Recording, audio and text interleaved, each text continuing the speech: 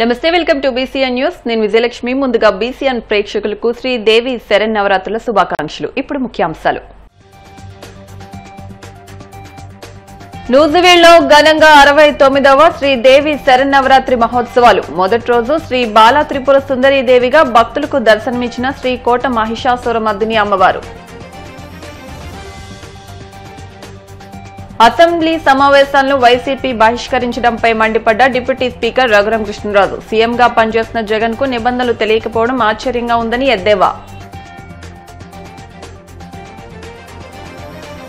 పరమ పవిత్ర శ్రీ వెంకటేశ్వర స్వామి సన్నిధిని టీడీపీ ఆట స్థలంగా మార్చేస్తుంది. విమర్శలు గుప్పించిన టీటీడీ మాజీ చైర్మన్ భూమన కరుణాకర్ రెడ్డి.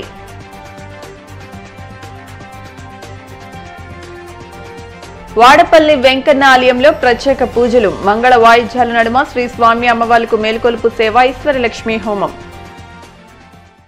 నూజివీడ్లో 69వ శ్రీదేవి శరన్నవరాత్రి మహోత్సవాలు దేవాదాయ ధర్మాదాయ శాఖ ఆలయ కమిటీ ఆధ్వర్యంలో ఘనంగా నిర్వహిస్తున్నారు. శరన్నవరాత్రిలో భాగంగా నేటి నుండి 11 రోజుల పాటు 11 అవతారాల్లో శ్రీ కోట మహిషాసురమర్దిని అమ్మవారు దర్శనం ఇవ్వనున్నారు.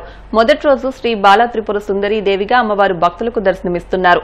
ఉత్సవాల్లో భాగంగా 23న శ్రీ గాయత్రీదేవి, 24న అన్నపూర్ణాదేవి, 25న శ్రీ కాత్యాయనిదేవి, 26న శ్రీ మహాలక్ష్మీదేవి, 27న శ్రీ లలితా త్రిపుర సుందరీదేవి, 28న శ్రీ మహాచండీదేవి, 29న శ్రీ సరస్వతీదేవి, 30న శ్రీ దుర్గాదేవి, అక్టోబర్ 1న శ్రీ మహిషాసురమర్దినీదేవి, 2న శ్రీ రాజరాజేశ్వరీదేవి అలంకరణలో అమ్మవారు దర్శనమివ్వనున్నారు.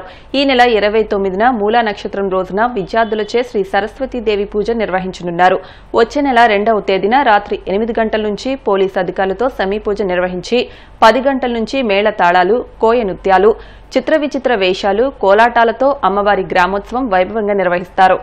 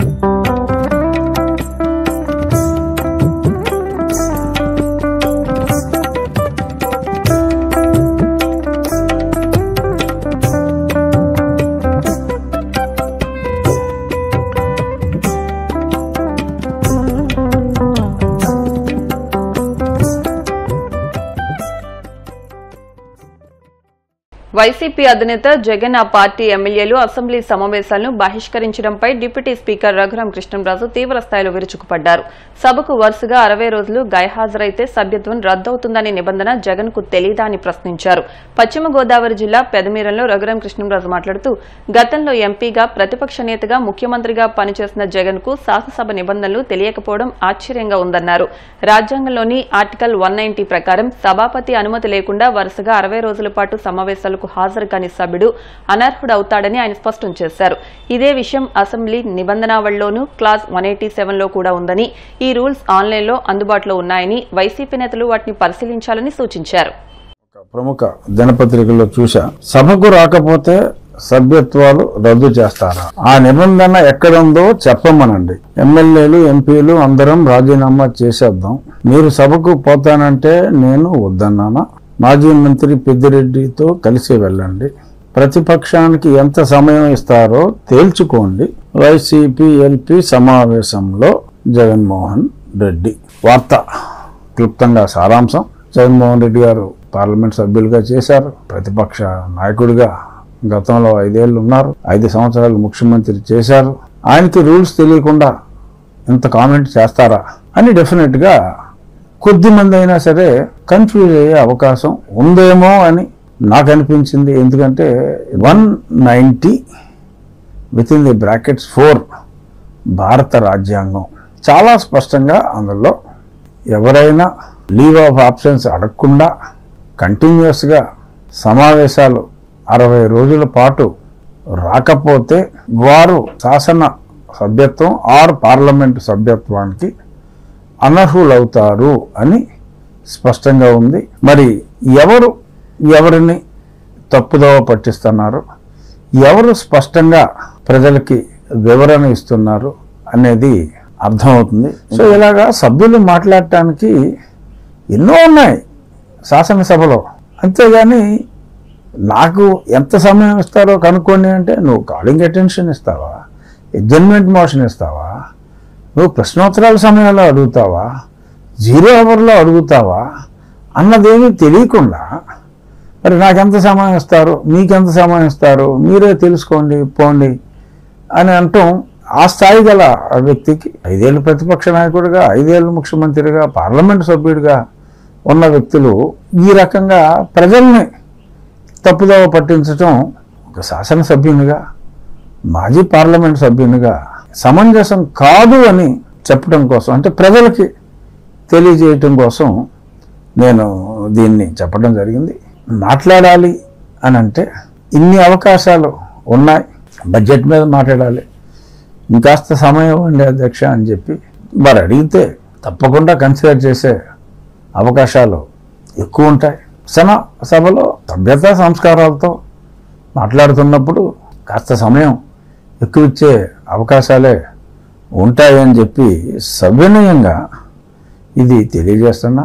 మరి గతంలో మరి ఇప్పుడు ముఖ్యమంత్రి గారు సభకు రాలేదు, అప్పుడు మేమేమన్నా ఈ రకంగా ఈ రూల్స్ చెప్పామా అన్నారు.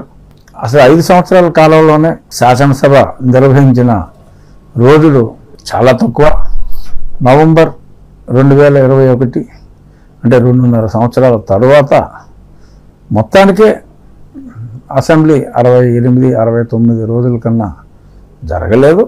5 సంవత్సరాలు కలిపి కొరవ 2.5 సంవత్సరాల్లో కనీసం 35 రోజులు కూడా సభ జరగలేదు. కాబట్టి ఆ ప్రశ్నే ఉత్పన్నం కాలేదు. ఈయన మొదటి రోజు నుంచే రానని చెప్పడం జరిగింది. కాబట్టి ఆ రూల్ అన్నది రాజ్యాంగంలో రాసి ఉన్నది. రాజ్యాంగమే తప్పు అని ఈయన అంటారా? మరి రాజ్యాంగం చదవకపోవటం ఆయన తప్పని ప్రజలు అనుకుంటారేమో అన్న విచక్షణ లేకుండా మరి ఎందుకని మాట్లాడారో సభలో అడగండి. అడిగిన తర్వాత సమయం ఇవ్వకపోతే ఇదిగో చూసారా ఇవ్వలేదు సమయం అని మాట్లాడటం ఎంతో కొంత సమంజసం అవుతుందేమో కానీ అసలు సభకే రాకుండా మరి ఈ రకంగా మాట్లాడటం సమంజసం కాదు అని సవినయంగా వైఎస్ఆర్ కాంగ్రెస్ పార్టీ శాసనసభ్యులకి తెలియజేస్తున్నాను. చూద్దాం మరి సభలో ఏమన్నా మార్పులు ఉంటాయేమో, మార్పులు ఉండాలని ఆశ. తమ రాజకీయ ప్రయోజనాలకు శ్రీవారి క్షేత్రాన్ని వాడుకోవడం అధికార పార్టీకు రివాజుగా మారిందని టీటీడీ మాజీ చైర్మన్ భూమన కరుణాకర్ రెడ్డి ఆగ్రహం వ్యక్తం చేశారు. తిరుపతిలో ఆయన మీడియాతో మాట్లాడుతూ అధికారం చేతిలో ఉందని కూటమి ప్రభుత్వం ఎదుట వారి మీద బురద చల్లే కార్యక్రమాన్ని నిరంతరం సాగించడంపై తీవ్ర అభ్యంతరం వ్యక్తం చేశారు. తాను టీటీడీ చైర్మన్ గా ఉన్నప్పుడు పరాకమణి చోరీ వ్యవహారంలో ఆస్తులు కొట్టేశారన్న మంత్రి Lokesh TTD chairman BR Naidu వ్యాఖ్యలు తీవ్రంగా తప్పుపట్టారు. దమ్ముంటే సీబీఐ విచారణ చేయించాలని పట్టుబట్టారు. తాను తప్పు చేశానని తేలితే అలిపిల్లో తల నరుక్కుంటానన్న భూమన, అది అబద్దమని తేలితే లోకేష్ బీఆర్ నాయుడు బహిరంగ క్షమాపణ చెప్పాలని డిమాండ్ చేశారు. పరకామణి చోరీకి సంబంధించి త్రైలోక్యనాథుడైన వెంకటేశ్వర స్వామి దివ్య ధామాన్ని టీడీపీ పార్టీకి, ఆ పార్టీకి సంబంధించిన సానుభూతి పరులకి, కొందరు వ్యక్తులకు అది రాజకీయ ఆట స్థలంగా మార్చివేసినారు. ఈ కూటమి ప్రభుత్వంలో జరిగింది ఒక్కటైతే దాన్ని చిలవలు పలవలు చేసి వక్రీకరించి తమ రాజకీయ స్వార్థం కోసమని స్వామి సన్నిధానాన్నే స్వార్థ క్షేత్రంగా మార్చివేస్తున్నారు. 29/4/2003 సంవత్సరంలో జియర్ మఠానికి సంబంధించిన రవికుమార్ అనేటువంటి వ్యక్తి పరకామణిలో చోరీ చేస్తూ ఉండగా 8 $100 నోట్లు అతని దగ్గర విజిలెన్స్ వాళ్ళు పట్టుకోవటం జరిగింది. ఆ పట్టుకున్నటువంటి సొమ్ము ఆనాటి ఇండియన్ కరెన్సీ విలువ ప్రకారం 72,000 రూపాయలని తేల్చినారు. మా వాళ్ళు లోతైనటువంటి పరిశీలన చేయటం ద్వారా దాదాపు 20 సంవత్సరాలుగా ఈ రకంగా చేస్తున్నాడన్నటువంటి విషయాన్ని బయట పెట్టిందే వైఎస్ఆర్ పార్టీ నేతృత్వంలో ఉన్నటువంటి మా పాలక మండలి, మా అధికారులు, ఆనాటి అధికారులు. 20 సంవత్సరాలుగా చేస్తున్నాడు అని తెలిసినటువంటి విషయం అంటే 15 సంవత్సరాలు చంద్రబాబు నాయుడు గారే ముఖ్యమంత్రిగా ఉండిన కాలంలో కూడా ఈ రవికుమార్ అనేటువంటి వ్యక్తి ఈ రకంగా చోరీ చేస్తూనే ఉన్నాడు అని. ఈ రవికుమార్ అనేటువంటి వ్యక్తి ఏ ఆస్తులు ఉన్నాయి ఆయనకి అన్నటువంటి విషయం కర్ణాటక, తమిళనాడు, ఆంధ్ర, తెలంగాణ రాష్ట్రాలన్నీ కూడా ఈ విజిలెన్స్ వాళ్ళు అక్కడ ఉన్నటువంటి రిజిస్ట్రేషన్ ఆఫీసర్లతో కూడా మాట్లాడే ఆ నివేదికను ఇవ్వటం కూడా జరిగింది. ఇంకా మీరు ఆ రవికుమార్కు ఉండేటువంటి ఎవరికైతే రిజిస్ట్రేషన్ చేయించినాడో మీరు అంటున్నారు మా బినామీలకో లేకపోతే మాకో లేదా రవికుమార్కు సంబంధించినటువంటి బినామీలో ఏదైనా కూడా నిగ్గు తేలాలంటే సిబిఐ చేత ఎంక్వైరీ చేయించాలి. మేము సిద్ధంగా ఉన్నాం. 1కి 10 సార్లు చెప్తున్నా, సిబిఐ చేత ఎంక్వైరీ చేయించాల. ఎప్పుడు తిరుమల తిరుపతి దేవస్థాన చరిత్రలో ఒక దొంగను అధికారులు పట్టుకున్న తరువాత అతను స్వచ్ఛందంగా చేసిన తప్పుకు పరిహారంగా, ప్రాయశ్చిత్తంగా ఈ రకంగా తన ఆస్తులు రాయించినటువంటి సంఘటన ఒక్కటన్నా ఉందా? అది మా ప్రభుత్వంలో. సిబిఐ చేత ఎంక్వైరీ చేయించాలి. ఇప్పుడున్నటువంటి మీ తాబేదారులైన కొందరు అధికారులతో ఎంక్వైరీ చేయించి మా మీద లిక్కర్ కేసుల్లో పెట్టినట్టే దొంగ కేసులు నమోదు చేయించి దొంగ సెక్షన్లు పెట్టి ఇది కాదు. నిజంగా మీరు స్వామి భక్తులైతే వెంకటేశ్వర స్వామి క్షేత్ర మహిమను కాపాడాలన్న చిత్తశుద్ధి మీకు కలిగి ఉన్న వాళ్ళు అయితే, ఏ రకంగా అయితే సుప్రీంకోర్టు లడ్డూ విషయంలో ఇంటర్ఫియర్ అయి వాళ్ళు సిబిఐ చేత సిట్ ఎంక్వైరీని వేయించారో అదే రకంగా వేయించాల. ఎంతసేపు మా మీద కాల్చిన గుడ్డ వేసి ఆ మసి తుడుచుకోండి మీరు అంటే కోనసీమ తిరుమలగా వర్ధిల్లుతున్న వాడపల్లి శ్రీ వెంకటేశ్వర స్వామి ఆలయంలో సోమవారం ప్రత్యేక పూజలు వైభవంగా నిర్వహించారు. మంగళ వాయిద్యాల నడుమ శ్రీ స్వామి అమ్మవార్లకు మేలుకొలుపు సేవను నిర్వహించిన అనంతరం ఐశ్వర్యలక్ష్మి హోమాన్ని జరిపించారు. అర్చకులు శ్రీ స్వామి అమ్మవార్ల వసంత మండపంలో అష్టోత్తర పూజలు నిర్వహించగా ప్రత్యేక అలంకరణలో ఉన్న స్వామిని దర్శించుకుని భక్తులు తరించిపోయారు. మనస్ఫూర్తిగా స్వామిపైన దృష్టి పెట్టి ఆ స్వామివారి నామాన్ని అందరూ కూడా మనస్సులో జపిస్తూ ఉండండి. ఏడుకొండలవాడ వెంకటరమణ గోవింద, ఆపదముఖవాడ అనాథ రక్షక గోవింద.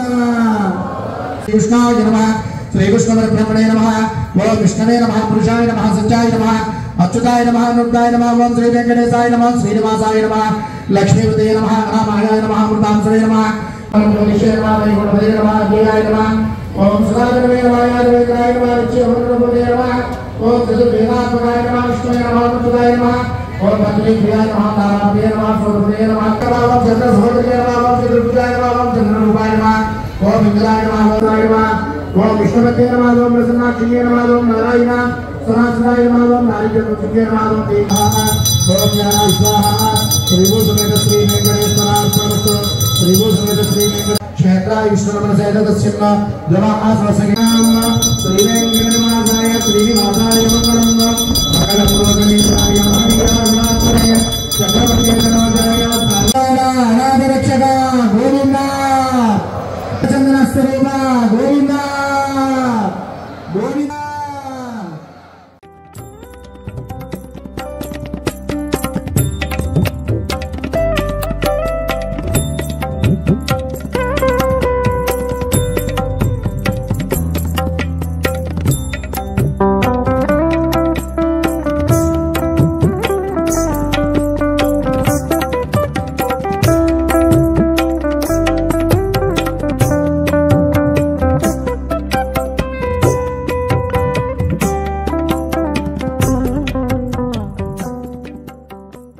ఇప్పుడు కాసేపు ప్రకటనలు.